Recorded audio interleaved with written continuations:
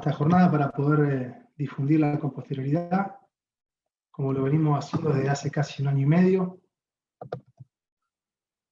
en el marco de esto que ya se ha vuelto un hábito para el Movimiento Nacional de la Militancia Radical, que es encontrarnos todos los viernes a las 19 horas para poner arriba de la mesa temas de interés para la política, para la ciudadanía en general, temas de relevancia para el país. Hoy estamos a un día de conmemorar un aniversario más del nacimiento de la Unión Cívica Radical, y el tema que nos trae hoy a esta sala virtual se denomina Radicales. Y bueno, no basta decir en este auditorio la importancia que ha tenido el radicalismo a lo largo de más de un siglo, modelando la vida de este país y siendo un actor fundamental en la consolidación democrática, que bueno, hemos logrado de la mano de Alfonsín y de muchos otros militantes y dirigentes políticos de este país, han logrado consolidar una democracia que venía errante y venía vacilante a lo largo de todo el siglo XX, y que bueno, hoy con todas las dificultades que tenemos y con todas las cuestiones que tenemos que superar para tener la democracia, como decía Rubén Alfonsín, no solamente apoyada sobre la libertad, sino también sobre la igualdad y sobre la efectiva vigencia de los derechos que nuestra Constitución garantiza para todos los hombres y mujeres que quieran pisar el suelo argentino. Bueno, hoy vamos a hablar del radicalismo. Lo tenemos a Daniel Larriqueta, un lujo de expositor, es economista, historiador, docente, escritor, autor de varios libros, como por ejemplo Cómo empezamos la democracia, la economía radical en la antepestad, Manual para gobernantes. Y bueno, sin más prólogo y cumpliendo como todos los viernes con esto de las y cuarto, estar arrancando con nuestra jornada, desde este Movimiento Nacional de la Militancia Radical, seguimos haciendo lo que entendemos que hay que hacer, que es generar debate, que es traer temas de relevancia arriba de la mesa política, y a partir de eso, bueno, ir delineando y profundizando una línea política y un programa político que nos pueda devolver a los radicales el lugar en el que tenemos que estar en la construcción de la patria que queremos, y a los argentinos, bueno, devolverles una herramienta tan importante como es el radicalismo para todos nosotros. Daniel, te habilito el micrófono y puedes arrancar cuando quieras. Gracias en nombre de todo el movimiento.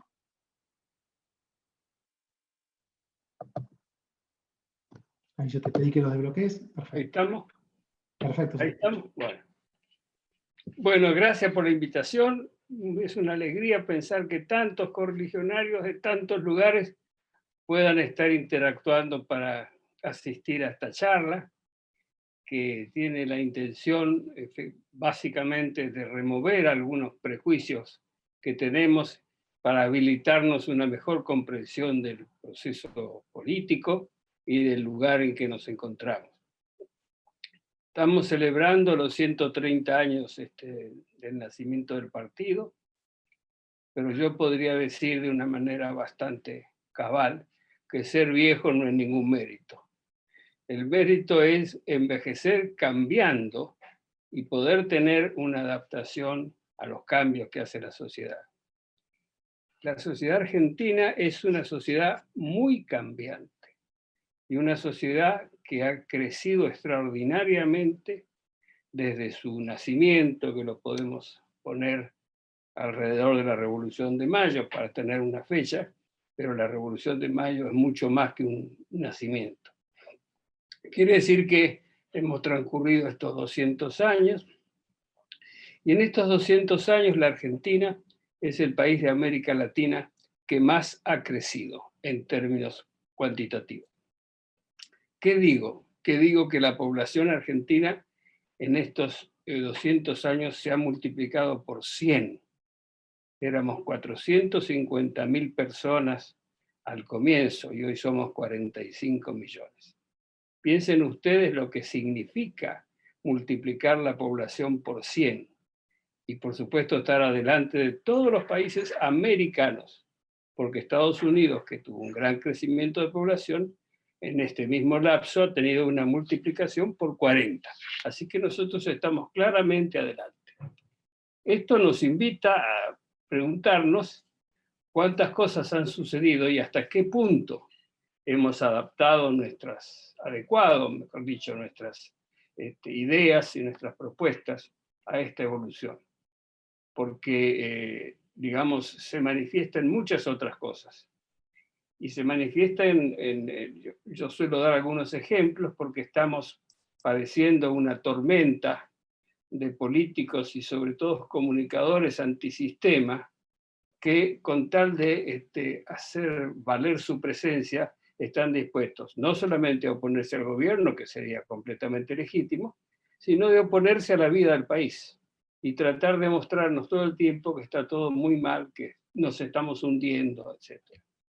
Bueno, quien hace un análisis de la realidad con algún seguimiento puede tener algunos datos. Yo, por ventajas retóricas, suelo dar dos ejemplos que a todos nos resultan visibles. De la población es claro, pero también es claro en nuestros últimos tiempos. Los radicales más veteranos se acordarán que Frondizi nos proponía un programa de desarrollo para 20 millones de argentinos. Pasamos de 20 a 45. Pero también en los tiempos de Raúl Alfonsín, la población era 32 millones de habitantes y ahora somos 45. Quiere decir que algo ha hecho la sociedad argentina para incorporar este fantástico crecimiento que es vegetativo, vale decir, de la propia población argentina en su evolución, e inmigratorio. Y esto de inmigratorio también lo quiero subrayar, porque hemos estado otra vez escuchando ahora, y algunos medios, por ejemplo La Nación, que es un diario en el que yo he colaborado mucho, tratando de hacer grandes notas para una persona que se va a vivir a España o una familia que se va a Miami con las consecuencias pobres que están teniendo. Pero estos son anécdotas, pero las estadísticas hablan de otra cosa. La gente, un grupo de estudiosos con base en datos de las Naciones Unidas acaban de publicar un trabajito que yo creo que sería muy bueno, que si les interesa el tema lo pudieran ver, donde se hace una estadística de 70 años de América Latina, de las migraciones en América Latina.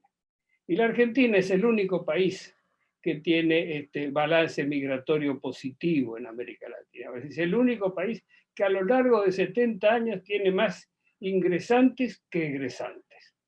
Entonces, esto quiere decir que todas estas otras campañas de desaliento y de desaliento sobre todo para los jóvenes, para inducirlos a que se vayan a trabajar de lavacopas a cualquier lugar del mundo con el argumento de que hay que irse, estas son campañas que hay que combatir enérgicamente y el partido lo tiene que tener presente. Ahora, ¿qué pasa en los últimos tiempos? En los últimos tiempos también ha sucedido en otros campos de la vida argentina episodios de crecimiento, de progreso, que los comentamos todos los días, pero no los medimos. En mi temprana vida de profesional, yo fui asesor de la Bolsa de Cereales de Buenos Aires, mejor dicho, del mercado a término de cereales de Buenos Aires, los años 60.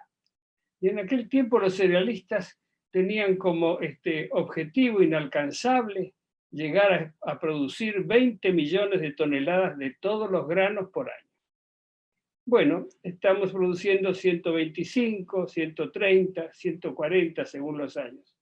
Y entonces uno ve ahí la enorme capitalización, el cambio tecnológico en el campo, la enorme capitalización de los agricultores, el esfuerzo de aprendizaje, porque las tecnologías del campo modernas no son fáciles de manejar si no se tiene algún entrenamiento, porque se trabaja con computadoras, todas las máquinas están equipadas con tecnología muy moderna.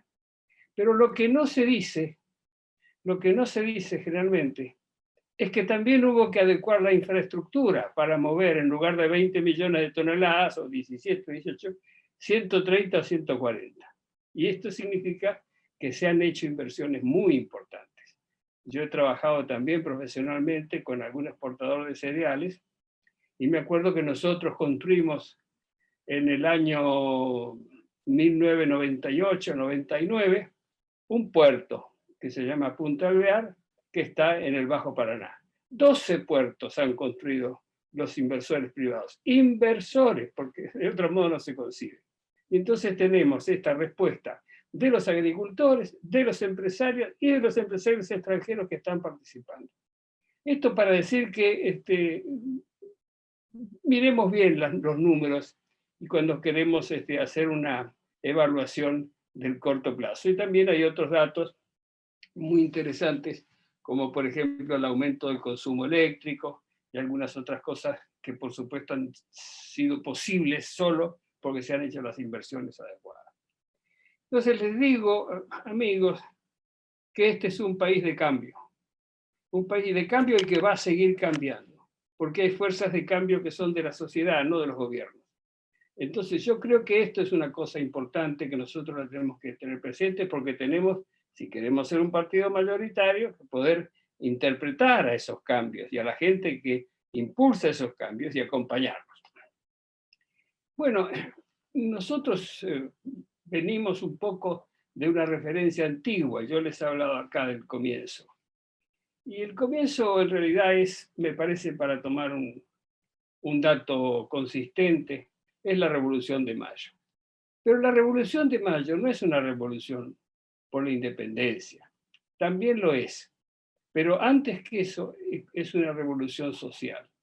Cuando Irigoyen en muchas ocasiones se tiene que referir a los raíces del radicalismo o las referencias históricas del radicalismo, habla de la Revolución de Mayo. Obviamente, en 1890, Irigoyen no está hablando de la Revolución de Mayo por la independencia, porque no hay ninguna independencia que reclamar en 1890. Entonces, ¿de qué está hablando?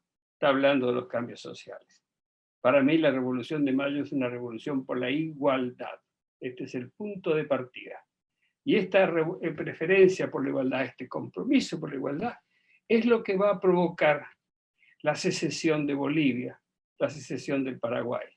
Vale decir, la sociedad va a quedar reducida, la Argentina va a quedar reducida a los espacios que pueden ser cubiertos por este proyecto de igualdad.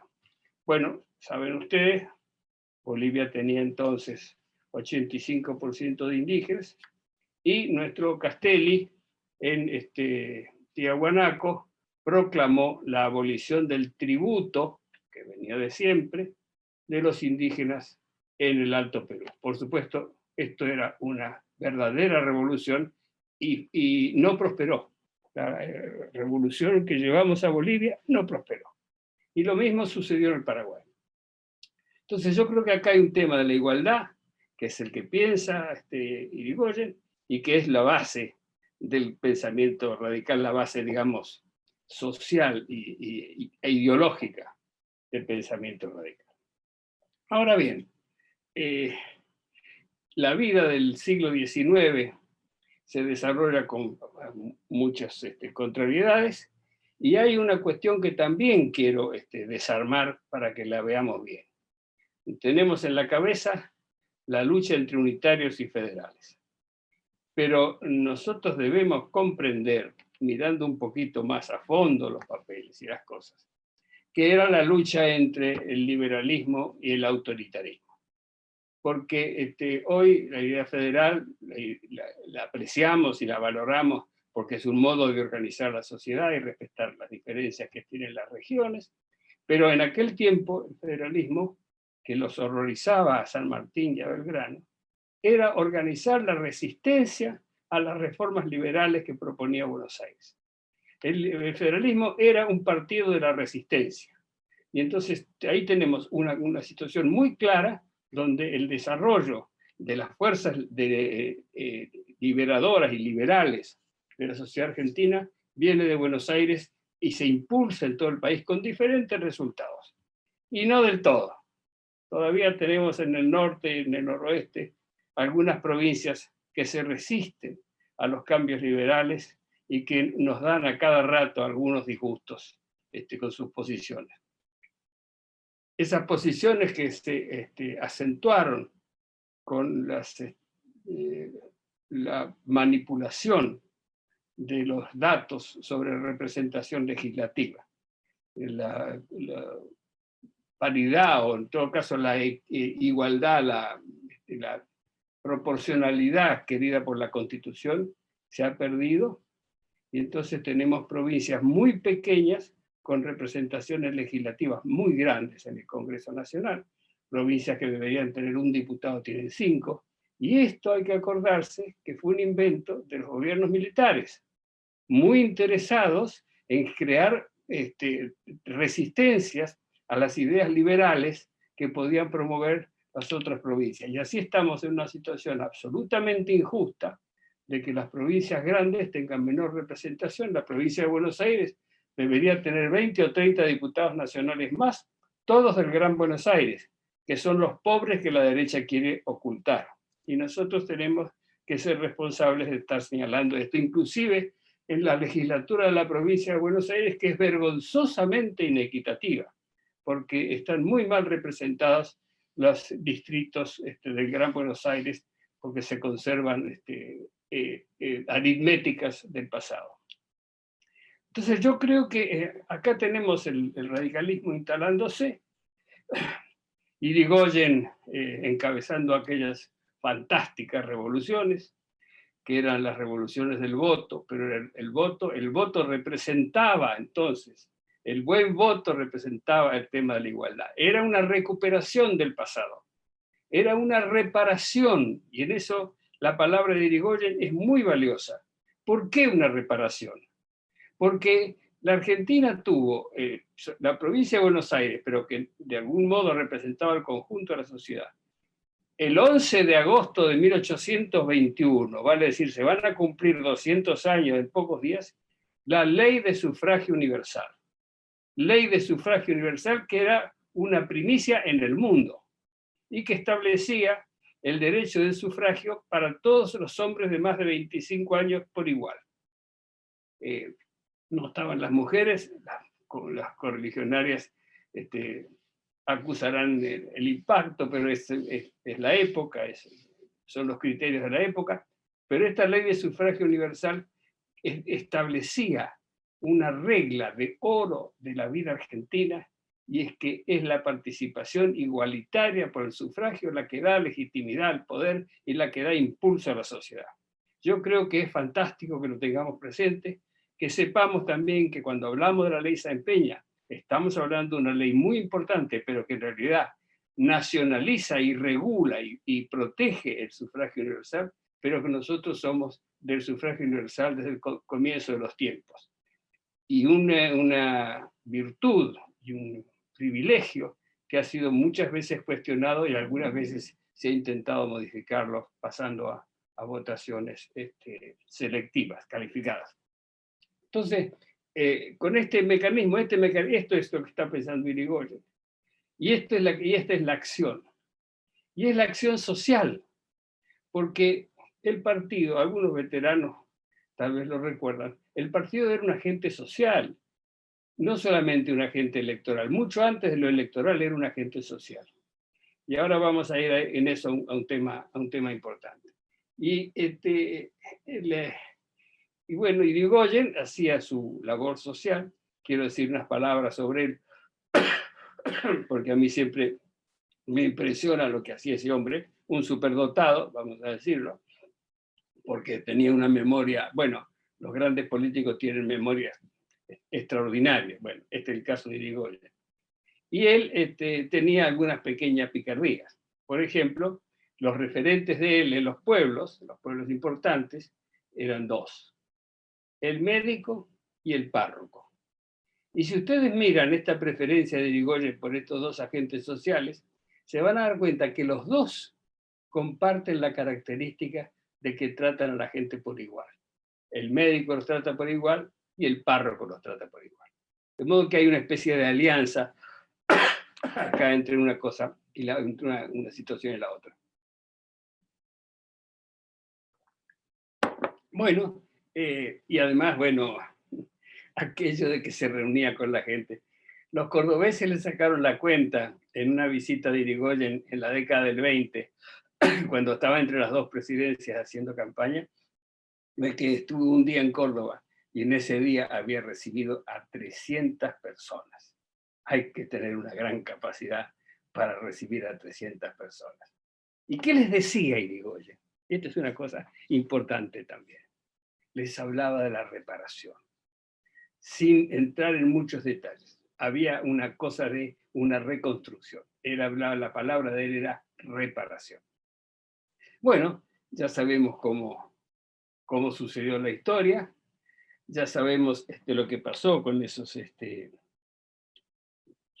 dirigentes y con aquellas presidencias, pero yo tengo que decir sobre esto dos cosas. En primer lugar, que la construcción de la Argentina de este tiempo, y hay que decirlo sin vergüenza, porque si no, no nos vamos a entender, está protegida, amparada, por haber entrado en el sistema imperial inglés. El sistema imperial inglés se hace fuerte con el Tratado de 1825, que trae varias novedades importantes, entre ellas la libertad de culto, nada menos, y más o menos 1925-1930 que se produce una crisis global. Entonces, 100 años, durante 100 años, el modelo económico argentino ha estado articulado con el modelo imperial inglés. Y esto ha permitido un gran desarrollo. Las acciones internas, con el radicalismo a la cabeza, ha tratado siempre de moderar los daños sociales que podían provocar este modelo, y lo han logrado en muchos casos porque hemos tenido una sociedad muy integrada y muy desarrollada en los sectores que están cercanos a ese modelo, Porque yo me recuerdo, ahora que de memoria, así que voy a citar de memoria, Alfredo Palacio siendo senador en la década del 20, me parece, sí, hace un pedido de informes al ejército sobre el estado de salud de los conscriptos, y el informe del ejército dice que en el distrito de Santiago del Estero, el 48% de los reclutas padecen raquitismo. Esta era la Argentina. Entonces estábamos muy lindos, muy buenos con algunas cosas en Buenos Aires y en la zona litoraleña, pero esa otra Argentina estaba oculta. Son, dice el Perindongui, las provincias derrotadas. Y es interesante este concepto, porque la Constitución del 53, que es el pacto de convivencia, incluye una situación de subordinación para las provincias que habían estado preferentemente asociadas a las ideas liberales, vale decir, federales, a las ideas de no recibir, no instrumentar las innovaciones de Buenos Aires. Bueno, eso se puede leer en muchas cosas.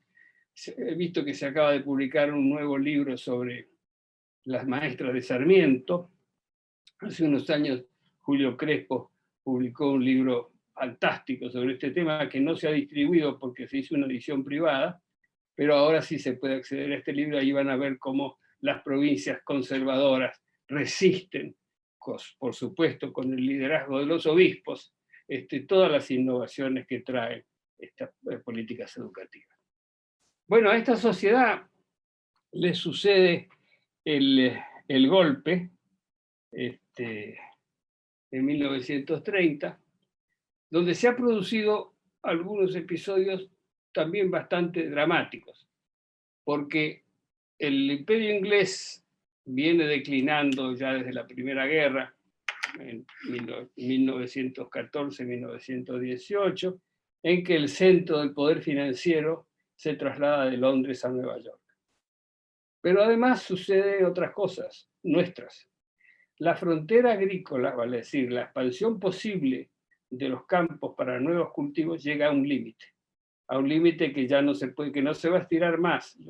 Ahora tenemos algunas cosas bastante penosas, como la deforestación en algunas regiones para hacer cultivos, pero en general se detiene. Y otra cosa que se detiene por la situación en Europa es la inmigración, que también, ustedes saben, la emigración es una pérdida económica y la inmigración es una ganancia económica, porque vienen gentes a trabajar y a producir y a aportar eventualmente a los sistemas previsionales que se han creado en otras economías, que han pagado los años jóvenes, la educación, etcétera, y nos lo mandan o llegan en la situación de adultos en todo sentido.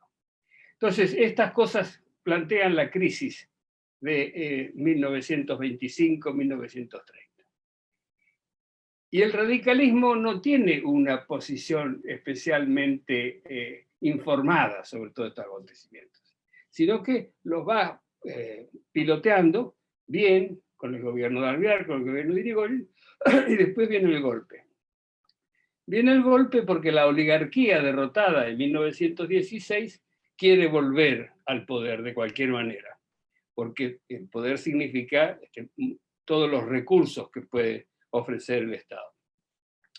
Y aquí entonces viene ese proceso que es doloroso para nosotros, porque viene la prohibición, viene la censura, prácticamente tenemos un gobierno dictatorial, encabezado además, sobre todo a partir del 32, por un ex ministro de Alvear, nada menos, que además lo trata Alvear con una maltrato, con una violencia, con una cosa impresionante, cuando uno lo ve Alvear después de toda esa carrera extraordinaria, sometido a maltrato, que no tiene baño, todas esas cosas, las prisiones que se le asignan, es una cosa muy terrible.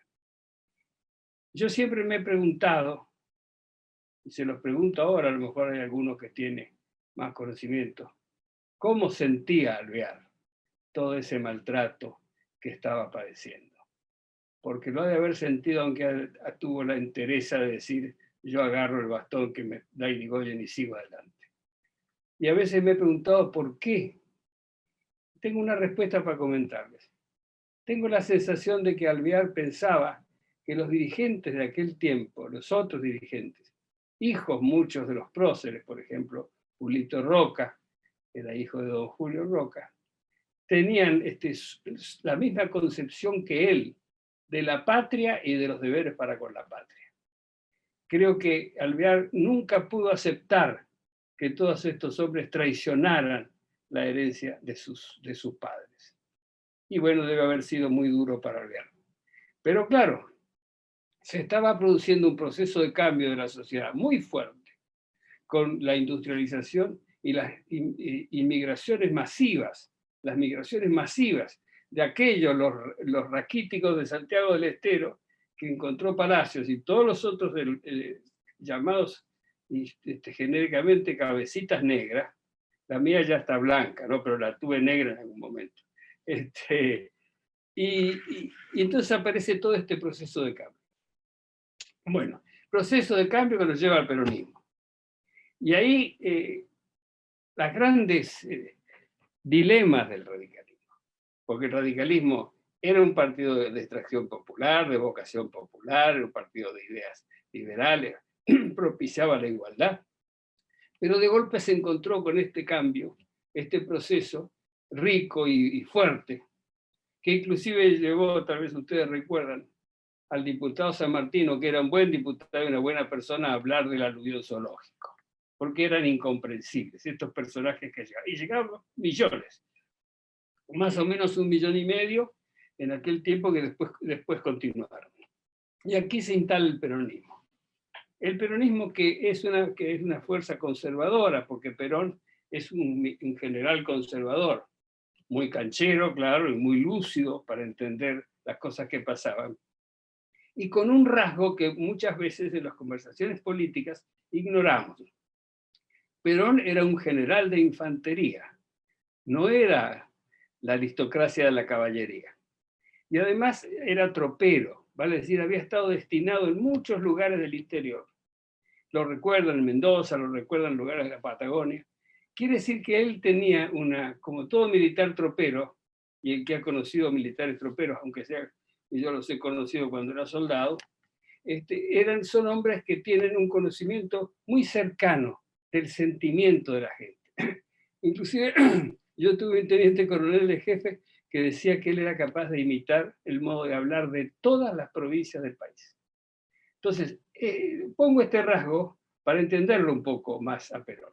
Entonces, Él hace esta construcción, y el radicalismo se encuentra con una dificultad para entender qué tiene que hacer, porque obviamente el radicalismo está en contra de la violación de las prácticas republicanas que son características del peronismo y siguen siendo características del peronismo, pero de todos modos los cambios sociales, la mejora de la gente, el aumento del salario real, etcétera, etcétera, inclusive la prédica de un nacionalismo y el planteamiento de una construcción industrial son bienvenidas para el radicalismo. Entonces ahí se plantea esta gran dificultad que va a terminar cuajando en la división del radicalismo.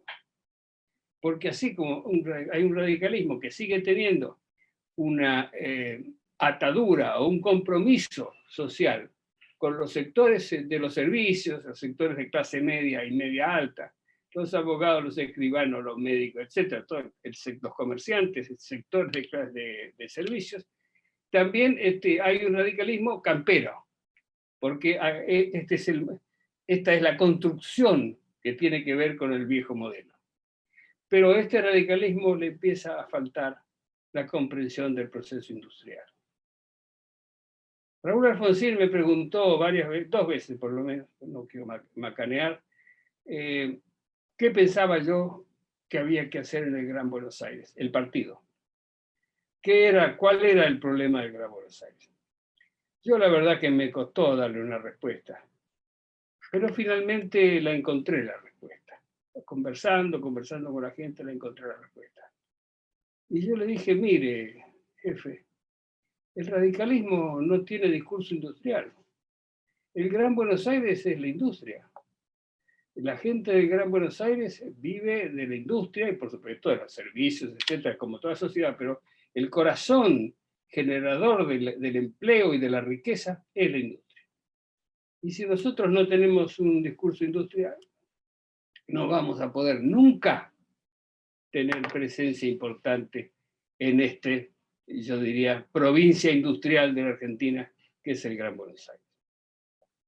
Y esto tiene consecuencias, porque nosotros el partido tenía siempre, y tenía en el Gran Buenos Aires, que entonces al principio eran localidades de poco tamaño, punteros, operadores políticos. El puntero, ahí habrá algunos que me están escuchando, tiene una función social, tuvo siempre una función social. Era, aparte del Estado, el que se ocupaba de gestionar para enterrar un pariente, gestionar una cama en un hospital, gestionar un lugar en una escuela más cercana al domicilio, por supuesto, juntar fondos para ayudar a alguien en particular. Vale decir, todas las funciones sociales no reguladas por el Estado, que tienen que ver con la vida, porque la vida de las comunidades es mucho más que el Estado. Bueno, este puntero radical dejó de tener vigencia. Ahí los hay, por supuesto, y algunos he conocido muy valiosos, pero en general no es la estructura. ¿Y ahora quién se ha hecho cargo de esa estructura? Y los sindicatos industriales, justamente. El sindicato ha empezado a operar en ese lugar social y ese sindicato es peronista. Y los punteros radicales han sido reemplazados por los dirigentes sindicales peronistas. Esto es el Gran Buenos Aires. Y los radicales no podemos avanzar porque no tenemos un discurso. El partido no tiene un discurso industrial. Los dirigentes no tienen experiencia industrial. Yo me he ganado la vida asesorando a empresarios industriales porque eran los más dinámicos, los más activos y los más dispuestos a pagar buenos honorarios a los asesores, que en cambio los agropecuarios es rarísimo, ¿no? Entonces yo veo a esa gente y ustedes no sé si algunos tendrán experiencia industrial. Yo me he encontrado en algunos casos con empresas industriales en donde la organización de la empresa era un trabajo de relojería, hecho a lo largo de años, no solo dentro de la empresa, sino los proveedores para atrás, los clientes para adelante. Y esto se llama capital social, y esto es muy importante en las industrias. Por eso cuando se produce una crisis industrial como las que nos han azotado con Martínez de Oz, con Cavallo y con Macri, se produce un daño irrecuperable.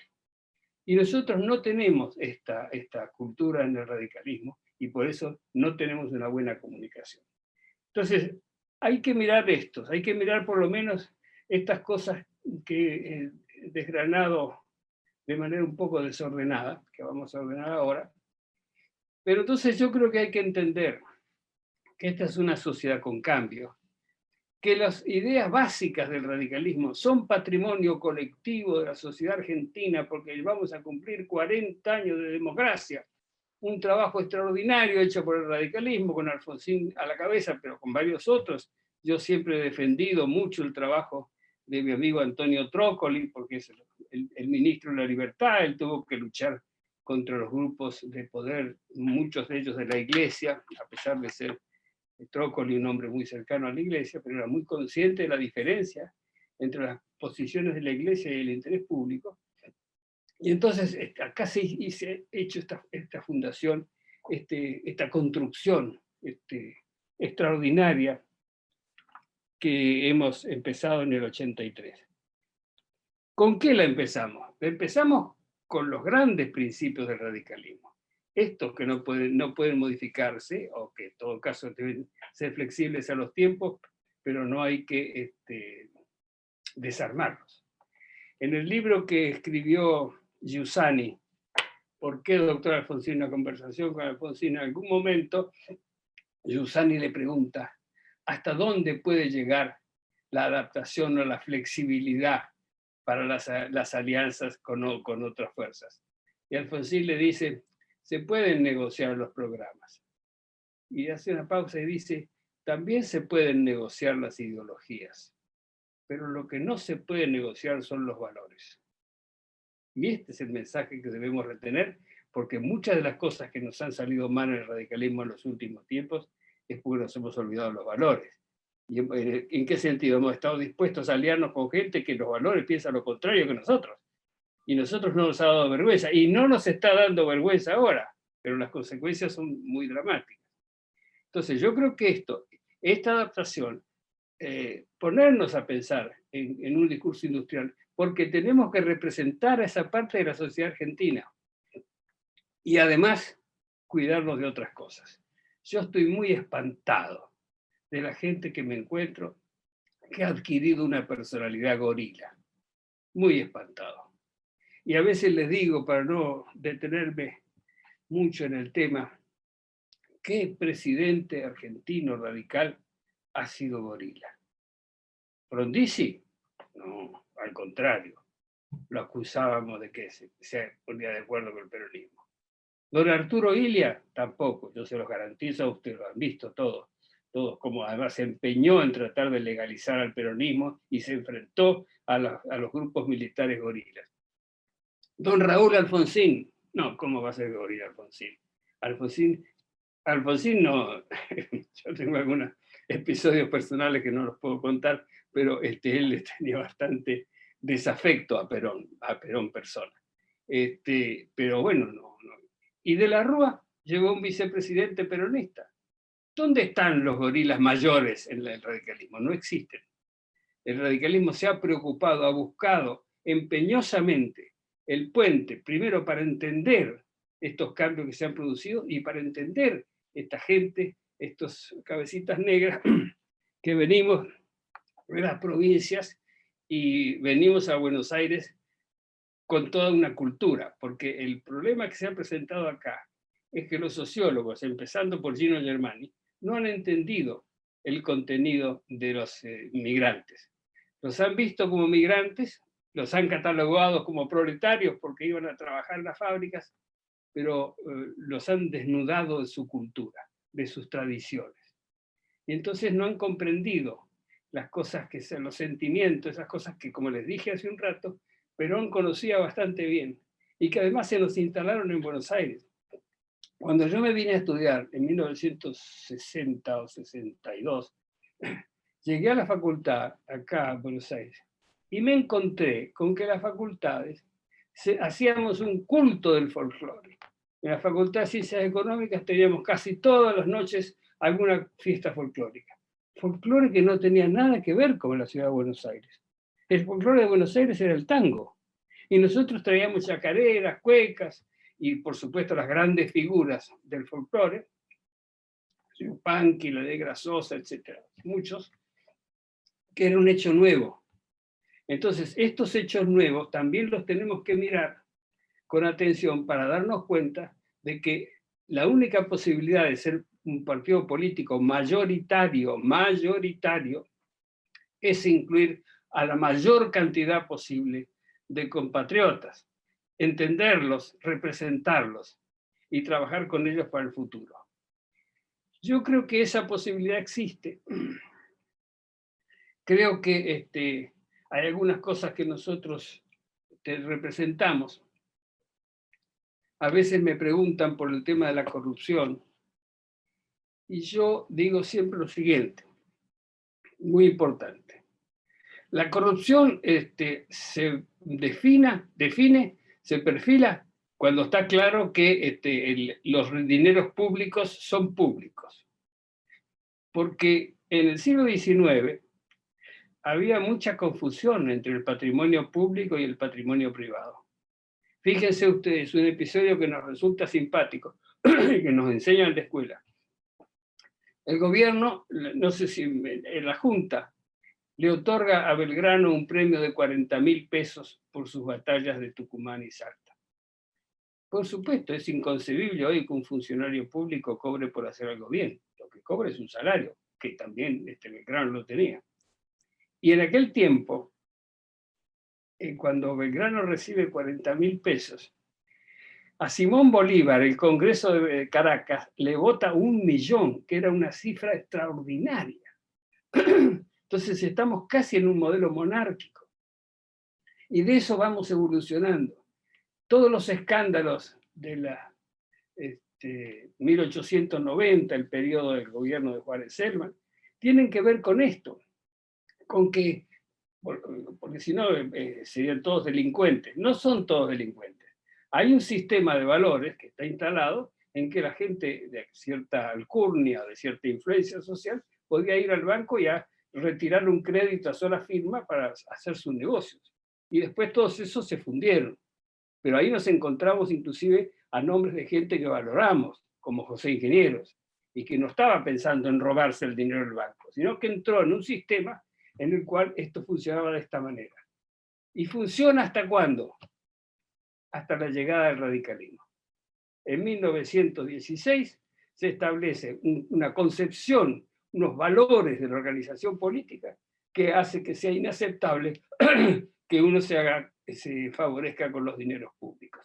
Y lo hemos continuado haciendo lo mejor que hemos podido. Y en algunas ocasiones con actitudes o actividades reservadas.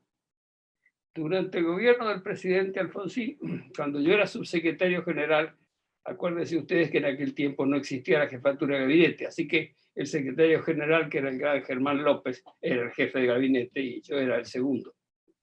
Bueno, ahí teníamos un pequeño grupo de trabajo con Germán López para hacernos cargo de las denuncias de corrupción. ¿Qué quiere decir esto? Hay muchas situaciones, la mayoría de situaciones, en que se recibe la información y la evidencia de la corrupción, pero no están las pruebas para hacer un proceso judicial.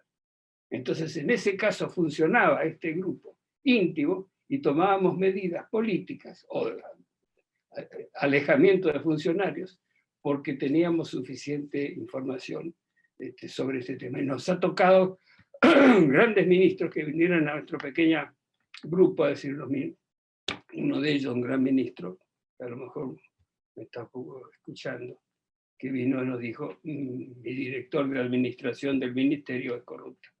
Lo que significaba en un ministerio enorme, con presupuestos enormes, riesgos muy grandes y por supuesto desvíos de fondos. Entonces, siempre hemos estado preocupados por este tema. Y de la Rúa, que a veces se le critica con razón su lentitud, uno de los rasgos que tenía su lentitud era que él quería evitar la corrupción y quería vigilar todos los actos administrativos, lo que es, por supuesto, imposible. Pero esa era la intención. Y tuvo casos, yo me acuerdo, Rodríguez Llavarini, que era secretario de Hacienda, me contó un día que cuando llegaron al gobierno de la ciudad, los almuerzos que se compraban por licitación para hospitales, etcétera, se pagaban 12 pesos. Y ellos los redujeron a 2,40. Miren qué diferencia. Entonces, quiere decir que nosotros debemos seguir afirmando nuestra lucha contra la corrupción con un mensaje doble: combatir la corrupción, pero no desmejorar los sueldos de los funcionarios públicos, pues si no caemos en otra injusticia o en otra aberración. Y es que, bueno, tuvimos en el gobierno de Alfonsín gente que se descapitalizó porque los sueldos eran muy malos y la vida había que bancarla. Así que primero vendían el auto, después la quinta, después la casita que tenían en Mar de Ajó, y al final no les quedaba más nada. En algún caso, el presidente tomó una decisión, tampoco vale la pena comentarla con nombre, de alguien que inventarle un cargo en el exterior para algún tiempo que se pudiera hacer con los dólares unos ahorros y recuperar un poco su patrimonio. Eso también es malo, porque los profesionales valiosos no quieren ir a la función pública. Hoy tenemos ese problema, el gobierno tiene ese problema. No tenemos funcionarios valiosos, o muchos se han ido, por lo malos que son las remuneraciones. Entonces, colocarse en esa vía del medio. Vamos a combatir la corrupción, vamos a exigir que sean los funcionarios probos, pero les vamos a dar lo necesario para que justifiquen su elección de participar en el aparato del Estado. Bueno, yo digo estas cosas, ¿no? Mantener el enfoque central en el tema de la igualdad, que es la razón de ser del radicalismo. La igualdad es el centro de nuestras preocupaciones. Y trabajar para incluir a todos los que sean posibles. Escupir a los que se declaran gorilas, porque esos tienen que estar fuera del partido. No se puede ser en un gran partido popular con vocación mayoritaria tener odio por un sector de la población, por cualquier motivo que fuere. Y entonces ponernos en marcha hacia adelante pensando que los cambios que tiene la sociedad y los cambios que va a tener nos están indicando que no podemos pretender permanecer y tener legitimidad si no somos capaces de cambiar nosotros mismos. Bueno, eso quería contarles.